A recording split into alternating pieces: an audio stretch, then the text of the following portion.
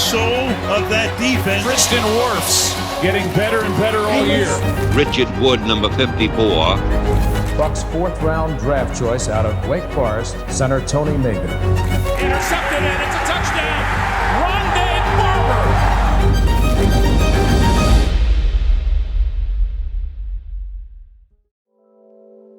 I mean, obviously, small school, right? You had to deal with resiliency a lot, right? Obviously.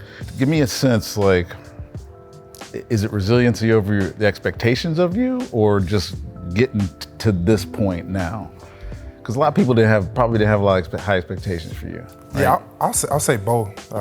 Man, where I come from is a small town. I feel like I had to get everything that I wanted out the mud, man. Single parent.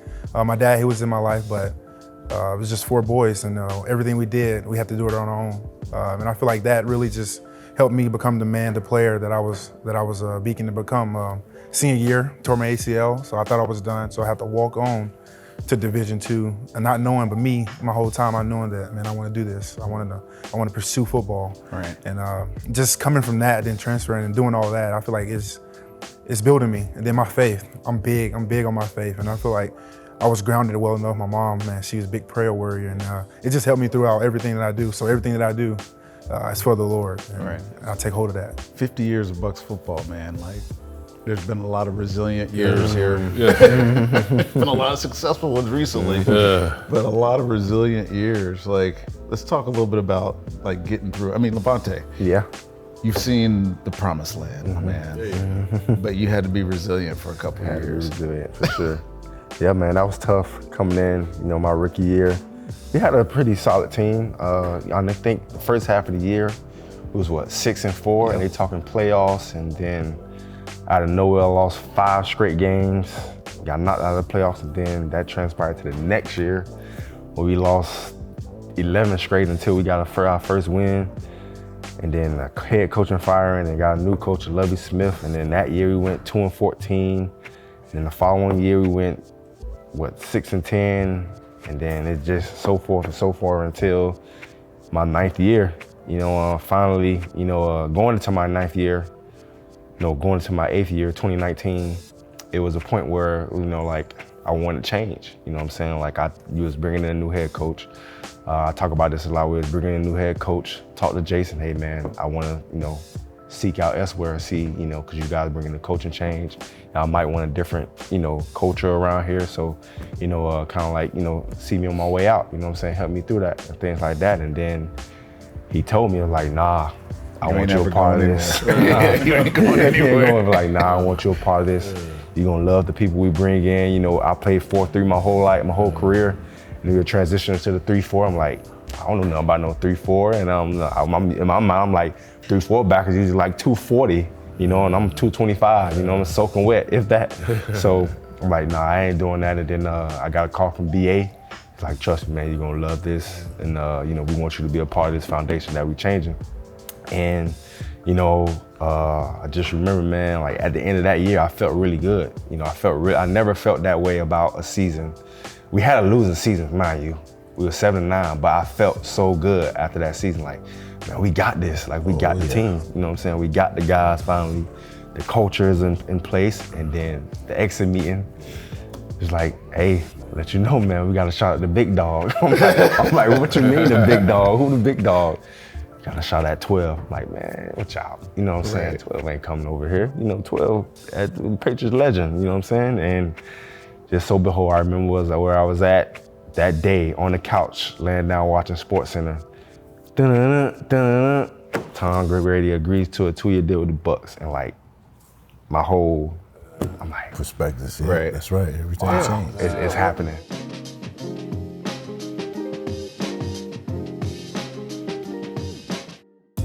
Let's keep building on it then, Yeah. because we've been through. You went through it. You went through it for sure. big time. We don't have to talk Big about it time. if you don't want to, Yes. but you went through it for sure. But you got to get through that. Well, you have to. Mentally, well, it's a stress. It's a stress. And, oh, man, 0-26, I say it again.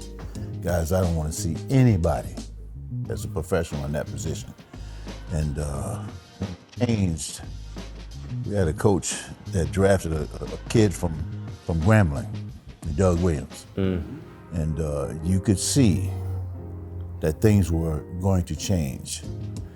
And just his play, his attitude, that brought us together as a football team. And having him come and do the things that he was doing, we could see that eventually we're going to be a winning football team. Put the offense, defense together and special teams, start getting those quality type players. It's going to be something that, we're going to be proud of one day. Right. It took, 3 years, and the next thing you know, we're playing for a Super Bowl. And, you have to put all that behind you, because 0-26, everybody's laughing, everybody thinks it's funny. You're getting jokes in the middle of the night on some of the talk shows, Johnny Carson, and when we won that first game, he got a ball from us, and I had that ball, and you just, as I said, I wouldn't want to see anybody go through that. All right. But just the fact that, being resilient, to persevere, and to work your butt off to get to that point, right. Man, you talking about walking on a cloud. I mean, we were so fired up, about having that opportunity 3 years later. Oh, it's just, I can't explain it, the exuberance, that we felt. Right. I mean, hey, we're getting ready to go to the Super Bowl. We're getting ready to win a championship. You think that's something that comes naturally? Like being resilient, or do you actually have to go through it to even realize that you are? Wow. Me? Yeah. Whew. I don't know, man. I'm thinking, your boy, what's his name? That philosopher, Nietzsche, right? What did he say? They don't kill us. Are you gonna quote Nietzsche? I'm just saying it. No, but the idea was if it didn't kill you, it makes you stronger. It makes you stronger. And I swear that there's no truer words spoke, right? Right. You had to wait 4 years. I had to wait to get to the conference championship, right? That's I had to wait 10 years to get to a That's conference right. championship. That's right. Through many coaches and many different things. But, I think resilience, I would argue that is, it's got a lot to do with what you bring to the table. I think it's got a lot to do with your expectations of yourself, right? Because if you, regardless of what's going around you, I always noticed that there was guys who would blame others, right? Mm-hmm. Or you would take some accountability to yourself. What can I do to make myself better to help the team? That's right. And once you get enough dudes on the squad that feel that way, and you got a guy who is a leader of men that coaches y'all, which means a lot, which is more than X's and O's. It's about dealing with a group of alphas, right?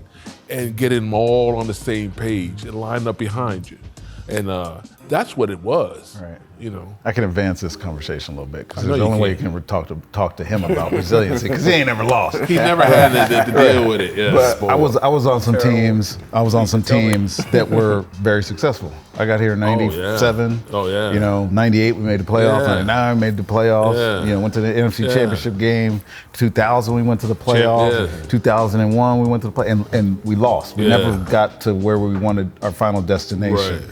And so there's resiliency in success too, right? For real, absolutely. Because you're like that. Yes. The plate is right there, and you're just like, I got my knife in one hand, my fork in the other hand, and I can't eat the damn thing. Yeah. And so, right now, you're the most fortunate man in the world. You come into your rookie year, you win a Super Bowl. What's it like now, trying to get back there? There's got to be some resiliency. It's like you want to get second plate at Thanksgiving, you're still hungry. It's crazy. But Lavonte used to say it to me all the time. He's like, you don't know how lucky you are.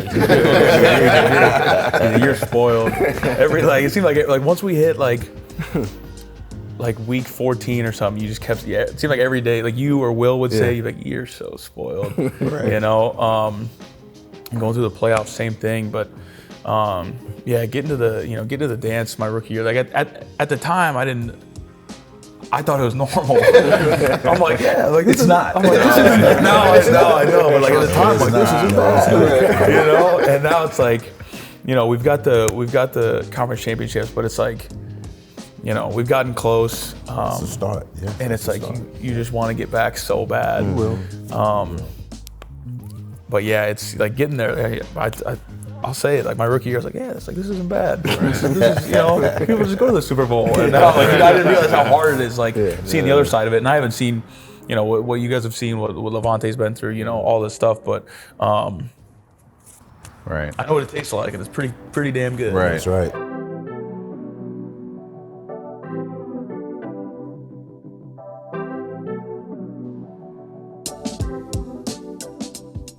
The real game's gonna be different than even from what you. I mean, you're FCS, right? It's the level double, right, if you will. What are you expected to deal with, man? Really, I'm just trying to contribute any way I can. I'm talking to T-Mac, like, hey, what can I do to get on special teams, and just trying to play my part. I know that I'm a rookie. I know that I have a lot of stuff to earn, a lot of stuff to do, and I'm excited for that opportunity. Just to go against arguably the best tackle in the NFL every day, just iron sharpening iron. I'm excited for that. Right. I feel like just the FCS, there's a lot of good players. I feel like we get slept on a lot just because we're small schools, but man, there was a lot of good talent there, and I feel like just the double teams and all that, it's gonna go down because I'm a rookie. They not really expecting any, so I'm just ready to get after it. You get into training camp and Tristan's just like killing you every day. What are you gonna tell him? Man, I'm gonna keep coming at him. I feel like this is how I was raised. He's gonna make you better. He's gonna make me better. I mean, he's the best, you know. So that's right. In order to get to that level, you gotta compete against the best. So I'm glad I'm here at the Buccaneers. Right. You're going in year 6. Yeah. You got perspective on 50 years of Bucs football? Haven't been here for 6 years? I don't know. It's just crazy that it's been 6 years already. Yeah. And the things I've been able to be a part of, and he was sitting here talking with you guys, like the things you guys were a part of, the things Lavonte was a part of. I was thinking about this the other day, like being able to say like he was my teammate for 6 years now, like being able to play with him for 6 years, like it's pretty, you and Mike too, like it's crazy. But just look back on it and feel so grateful that I've gotten to do all these things and play with all these people and meet all these people as well. But yeah, 50 years, like it's just crazy to be a part of that. Right. Lavonte. Yeah, man. Give me your perspective, man. Yeah. As the longest tenured Buck, right? Yeah. I just remember, just walking in I'm a fan of football, so just walking in the building, and I just remember seeing that statue with you guys at the Super Bowl, and then walking throughout the building, seeing the pictures of Mr. Woods, and then seeing pictures of you, and then seeing all those guys, and then actually getting a chance to meet Derek, meeting Sap, meeting John, and just throughout the years, just meeting all those guys who built the foundation that I'm living in right now.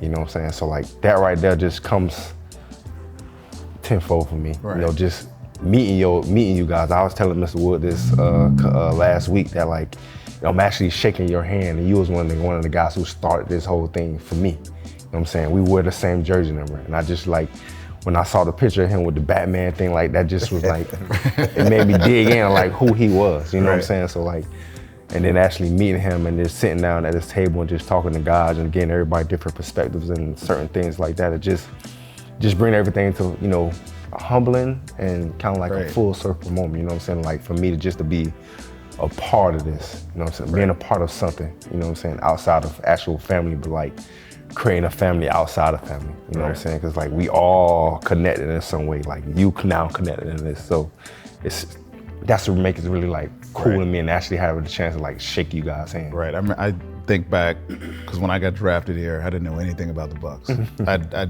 did not know. I barely knew who the head coach was, right?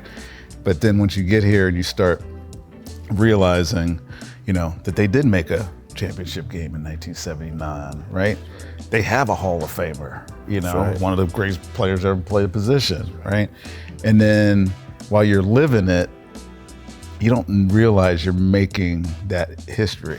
Like, it's easy for me to reflect on it now. I'm 50 years old to what I did, but when I was in it, when I was y'all's, I didn't really reflect on it. Because we didn't have we had a 30th, but it didn't feel like that was as significant as 50. 50 years of Bucs football, man, and like we've all put our stamp on it. You're gonna put your stamp on it. So to me, that's an interesting perspective for all of us, because we're all little different eras. And Tony was here when I got here, but like your perspective from like the 90s, right? Yeah, it was. I think it was amazing. I just feel like every one of you guys probably do. It's just the blessed feeling that you somehow were able to be a part of the continuing story, which is the Bucs. You know, ideally, when people think of it as entertainment, because that's what we do, we entertain people. But we're entertainers. But man, it's so much deeper than that. Well, we know the grind that we go through, the brotherhood that we feel, you know, the love for each other that lasts forever. You know, those are things that are really, you know, which has made the idea of there being 50 years, just, you got to think back to all the guys you know, man, all the guys you met. Right. And we all— the ones that made it and the ones that didn't. Exactly. Yeah. And you just count your blessings and you're just thankful that we were so blessed to have this opportunity, you know? Rich, last word with you. Hey, as I said, I am proud of every man sitting here and watch you guys over the years excel.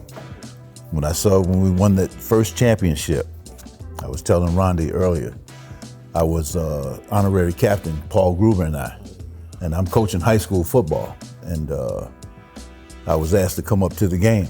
And I'm standing on the sideline. Rondé makes that interception in Philadelphia, and the stadium goes absolutely quiet. And we are going mad on the sideline. That bad, I'm telling you guys. Just proud of you guys. Proud of y'all, man. Keep it up. That's a good moment. Good way to end, bro. Yeah, really. Keep it up. Definitely. Thank y'all, man. This is cool. Yeah. All right. It's a mic drop right there. Hey, make some moments, man. That's why I don't miss a game. Break out the cigar. No, that's awesome. Appreciate you, boy. I'll see you It's true, soon. though. It's all real. Oh, yeah, Hey. And let's get another one this year. Yeah. Oh, yeah, you know.